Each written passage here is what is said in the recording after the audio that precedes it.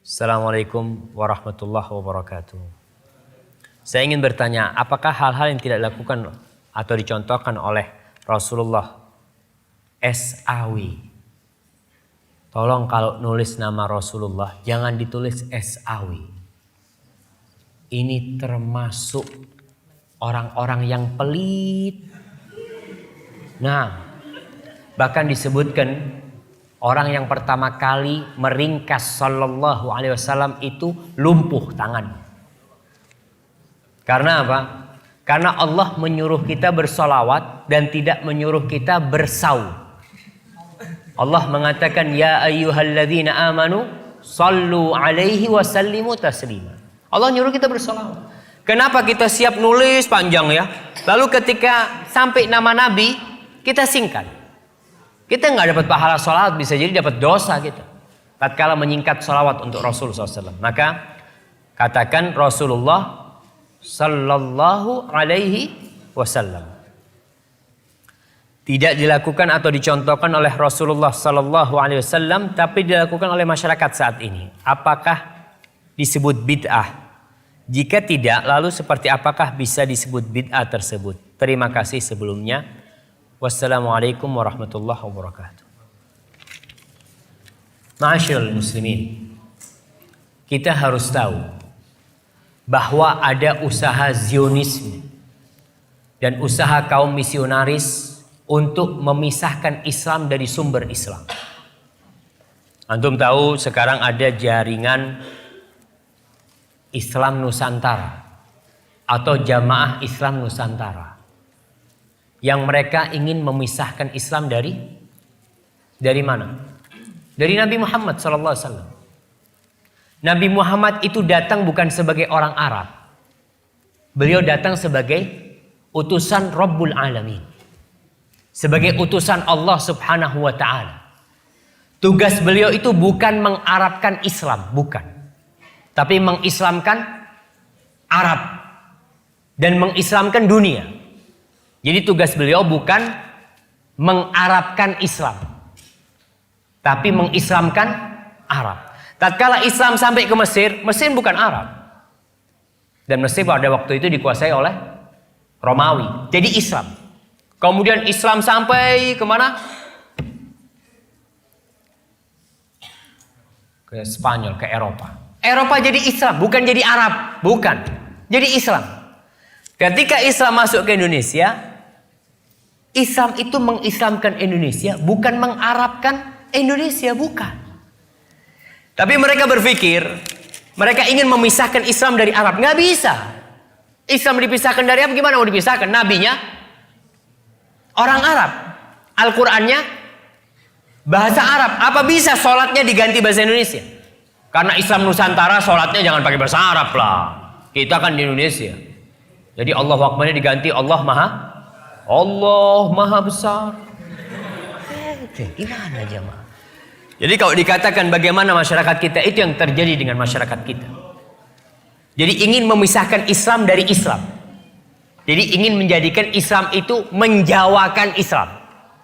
Jadi Islam dibikin Jawa. Kemarin dimulai dengan membaca Al-Quran pakai lagam Jawa.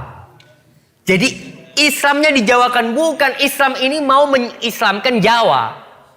Karena agama yang diridhoi Allah Subhanahu wa Ta'ala adalah Islam.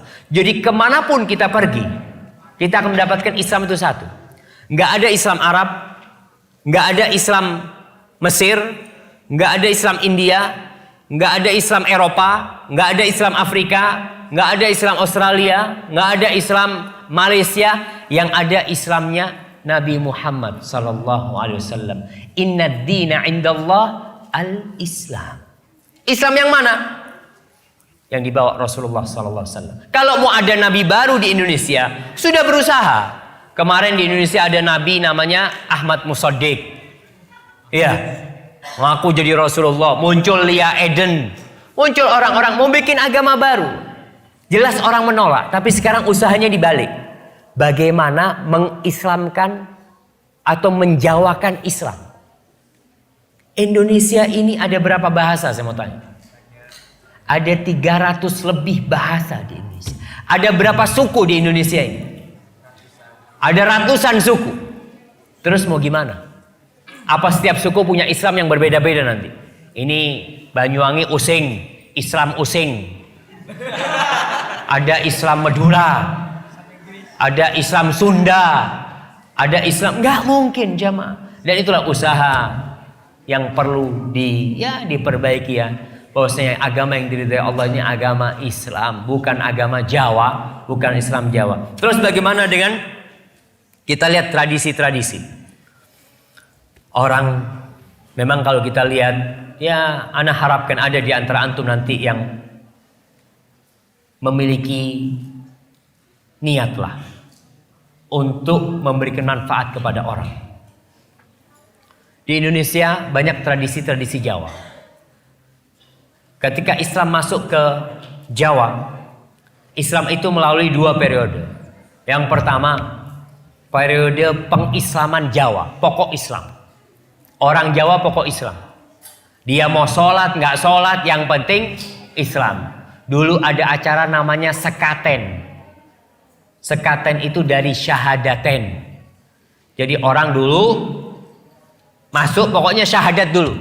Mau sholat nggak apa-apa. Lalu kemudian Wali Songo, ulama-ulama yang datang ke Indonesia ingin menyempurnakan Islam itu. Islam yang sudah masuk ke Indonesia. Tapi penyempurnaan Islam itu tidak pernah berhasil sampai hari ini. Karena ketika mereka sedang berusaha menyempurnakan Islam, masuk Belanda dengan salibnya. Masuk Belanda dengan salibnya. Masuk Belanda dengan misionarisnya. Bahkan sebelum ada Al-Quran diterjemahkan ke bahasa Madura, sudah ada Injil berbahasa Madura pada waktu itu. Kita tahu bahwasanya penjajah itu membawa 3. Apa yang mereka bawa? Mereka cari gold, terus glory, dan gospel. 3G. Mereka cari kejayaan, mereka cari emas, dan mereka akan tebarkan gospel itu. Dan itu yang terjadi di Indonesia. 350 tahun kita dijajah, alhamdulillah masih Islam ya. Walaupun ada yang masuk Kristen, ada, tapi tetap kita menjaga keislaman kita seperti itu. Kemudian mereka berusaha bagaimana orang Islam tetap Islam tapi Islamnya nggak benar. Itu yang terjadi sekarang. Bagaimana orang Islam jangan keluar dari Islam lah, tetap Islam tapi Islam yang ya sudah nggak ngurus sama Islam. Bayangkan ada seorang profesor doktor nih, guru tafsir, guru besar di UIN Syarif Hidayatullah, kalau nggak salah, dia itu menghalalkan homoseksual. Dan dia ingin merubah undang-undang agama. Kalau di situ kan ditulis undang-undang calon mempelai lelaki dan perempuan dihapus, nggak harus lelaki perempuan, boleh lelaki sama lelaki kami. Na'udzubillah min dzalik. Ini usaha untuk merusak Islam itu sendiri. Yang mungkin antum kenal dengan Islam liberal ya, seperti itu. Itu usaha untuk merusak agama Allah Subhanahu wa taala. Jadi kalau dilihat bagaimana tradisi-tradisi, kita lihat tradisi itu, kalau tradisi itu tidak ada hubungannya dengan ibadah, ya nggak ada masalah.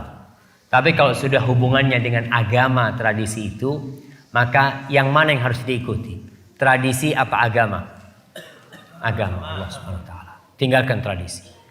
Namun orang yang meninggalkan tradisi akan menyulut api permusuhan. Betul. Nabi Muhammad SAW dimusuhi orang satu kampung. Bahkan mau dibunuh, mau diusir. Gara-gara apa sih? Meninggalkan tradisi. Orang-orang Arab itu tradisinya dari dulu. Mereka minta-minta sama patung ya. Antum lihat. Tradisi orang-orang ada sampai sekarang yang masih minta sama laut. Ada namanya larung laut. Ada petik laut. Saya mau tanya, itu tradisi dari siapa? Nenek moyang. Rasulullah datang dengan tradisi nenek moyang ada, tapi dirubah menjadi Islam. Bukan tradisinya diislamkan. Ngerti maksud tradisinya diislamkan? Tetap petik laut tapi bacaannya Qul huwallahu ahad. Kita tetap itu pengabdian kepada siapa? Kita kepala kerbau kita berikan kepada siapa? Ketika ke laut itu. Kepada Allah? Bukan. Kepada jin-jin penunggu laut kita lempar ke sana. Minta keselamatan kepada siapa? Kepada Allah. Bukan. Maka lihat kepada tradisi-tradisi tadi, kalau memang tidak ada dalam Islam, tidak diajarkan oleh Nabi, kita tinggalkan. Karena kita hambanya Allah dan kita bukan hamba siapa-siapa. Hadza wallahu a'lam bissawab. Nah.